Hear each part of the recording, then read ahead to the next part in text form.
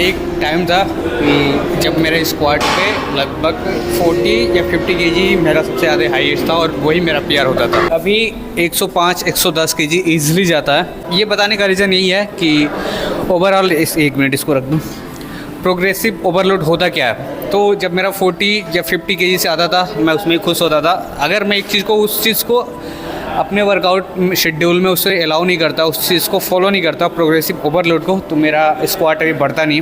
Progressive overload करते कैसे हैं और होता क्या है, तो आज का ये पूरा वीडियो उसी के बारे में होगा। प्रोग्रेसिव ओवरलोड और प्रोग्रेस कैसे करें अपने वर्कआउट में, इन्हीं सब चीज़ों के बारे में होगा। स्क्वाट लगाने जा रहा हूँ अपना टॉप सेट, तो टॉप सेट में भी स्क्वाट का फॉर्म कैसे मेंटेन करके रखते हैं तो वो देख लो।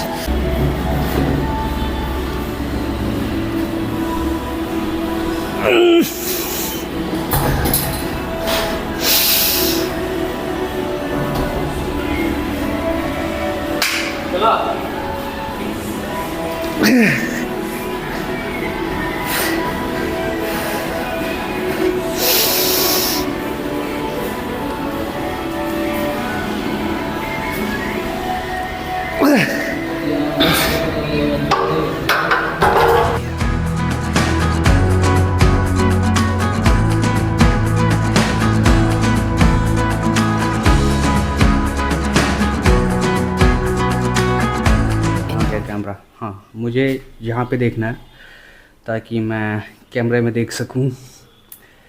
अभी देख सकते हो हाल कैसा हो रखा है पूरे घर का, इसलिए पुराना जैसे वीडियो बनाना पॉसिबल नहीं है। और अभी सुबह के हो रहे हैं लगभग 8 और ये यूजुअल मेरा नाले का पानी देख सकते हो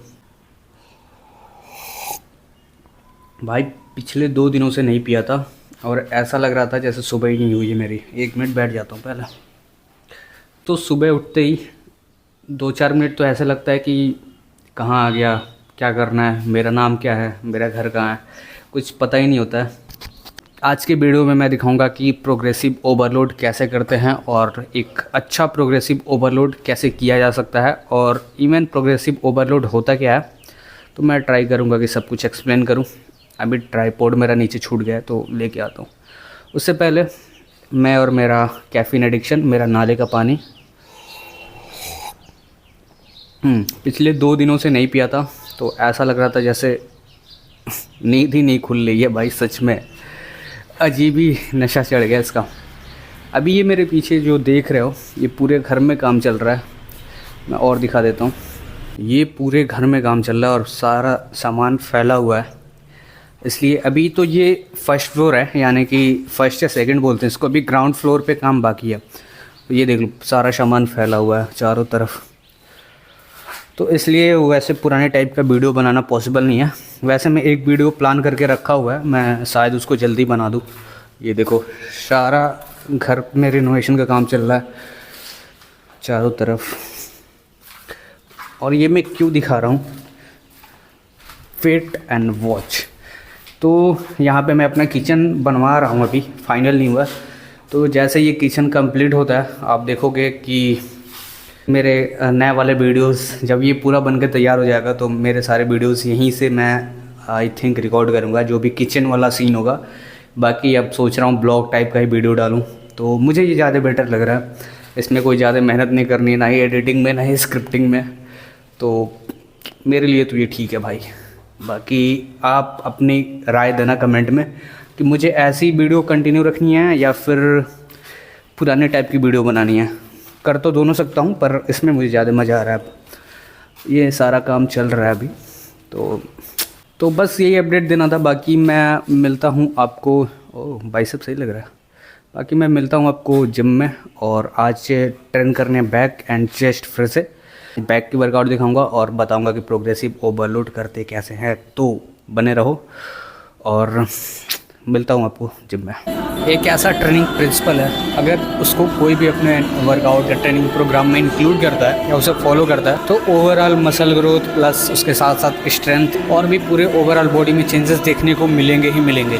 तो ये होता क्या है प्रोग्रेसिव ओवरलोड, और इसके फ़ायदे क्या हैं और इसको करते कैसे हैं, तो ये सारी तीनों चीज़ें मैं डिटेल में एक्सप्लेन करूँगा। देख लो पंप कैसा दिख रहा है। बाइसेप और ट्राइसेप बाकी करना है।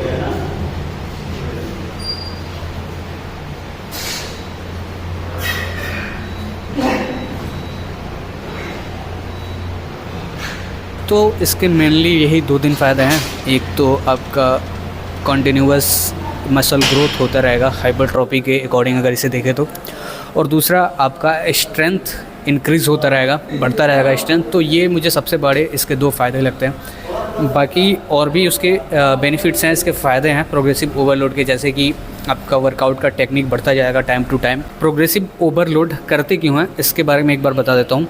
तो सपोज़ हम बेंच प्रेस कर रहे हैं और 20 केजी मतलब यानी कि 40 केजी से अगर हम बेंच प्रेस कर रहे हैं तो एक टाइम के बाद आके हमारे उस पर 12 to 15 रेप भी लगने लग जाते हैं। तो इसलिए अब हमें क्या करना होता है कि उसमें वेट बढ़ाना होता है ग्रेजुअली, धीरे धीरे करके।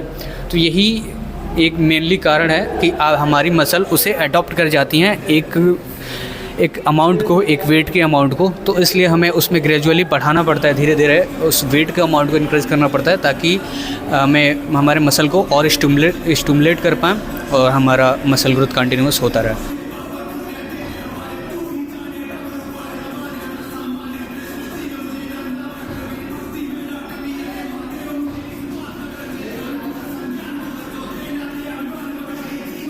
प्रोग्रेसिव ओवरलोड के फ़ायदे क्या हैं? तो यही मैंने पहले ही बताया कि आपका स्ट्रेंथ बढ़ेगा और मसल ग्रोथ कंटिन्यूअस होता रहेगा। मेरे अकॉर्डिंग तो सबसे बड़ा फ़ायदा यही है 2। और मेरी बात करें तो मैंने कल बताया था कि 40-50 केजी से मेरा पहले स्क्वाट होता था और अब वो बढ़ के 110 हो गया है, 105-110 के बीच में लाई करता है। तो सिंपल सी बात है, आपका वेट बढ़ेगा, वेट मतलब कि आपकी स्ट्रेंथ बढ़ेगी और आपकी लिफ्टें बढ़ती जाएंगी और दूसरी चीज़ आपका मसल ग्रोथ कंटिन्यू होता रहेगा। तो यही 2 फ़ायदे हैं। बाकी अब मैं बताऊंगा कि इसको करते कैसे हैं प्रोग्रेसिव ओवरलोड को। ये समझ लो कि प्रोग्रेसिव लोड हमें करना कब है, तो किसी भी वर्कआउट में उस वेट से जब 8 से 12 रैप ईजिली आ जाए, जबकि आप 12 पे फेल ना हो और 12 के बाद भी आपका RIR 1 से 2 रैप बच जाए। RIR मतलब रैपिड रिजर्व, यानी कि फेलियर होने से पहले भी 1-2 रैप और हो फेलियर में, तो समझ लो कि आप अब उसमें प्रोग्रेसिव ओवरलोड करने की ज़रूरत है। और वो भी कब? हर एक एक्सरसाइज में। ये ज़रूरी नहीं है कि किसी एक्सरसाइज में आपके 12 रैप, 13 रैप, 14 रैप ईजिली आ रहा है तो उसमें आप प्रोग्रेसिव ओवरलोड आपको नहीं करना।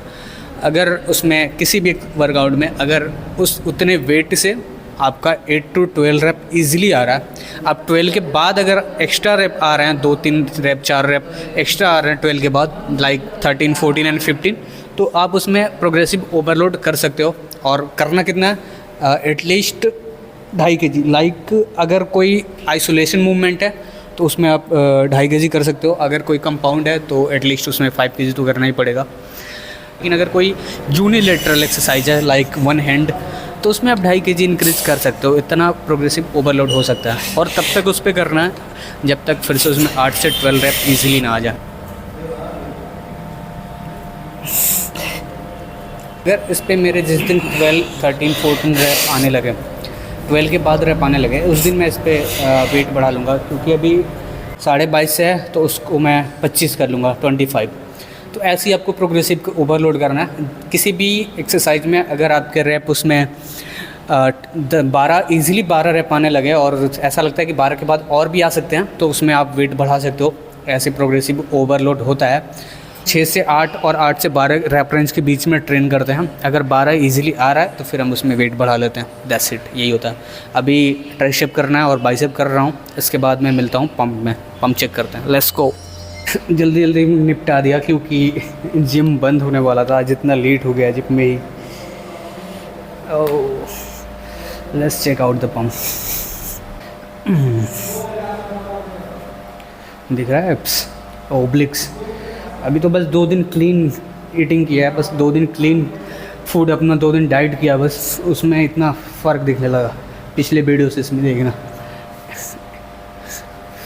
एक ले लेता हूँ थंबनेल के लिए।